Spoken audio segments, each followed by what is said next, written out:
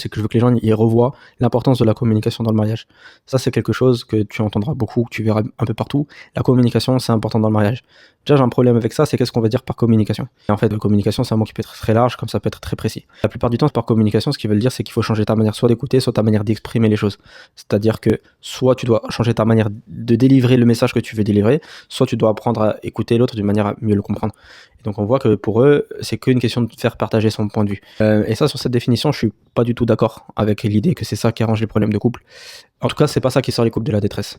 Ça peut être utile pour des problèmes secondaires de couple, comme des couples qui ont du mal à se mettre d'accord, voilà, ou des couples qui veulent travailler le travail d'équipe. J'avais eu l'exemple une fois d'un couple qui était associé.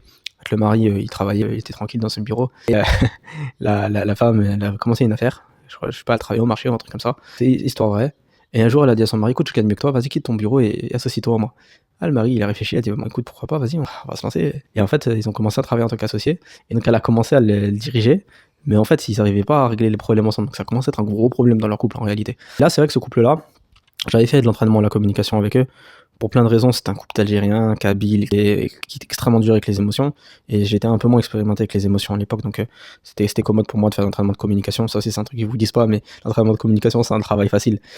Donc des fois, vas-y, si on va dire, si t'es un peu perdu dans ton processus thérapeutique, vas-y, entraînement de la communication, ça va vite, bismillah.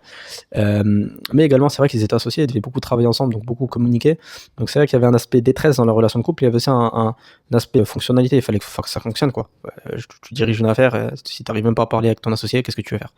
Donc là, ouais, pourquoi pas, tu vois, travailler sur de la communication, donner quelques petites techniques, mais ça, c'est des trucs très précis. Les couples, quand ils viennent en thérapie de couple, aujourd'hui, sur la forme de la thérapie de couple qu'elle existe aujourd'hui, ils vont pas parce qu'ils veulent apprendre à fonder une affaire et être des associés.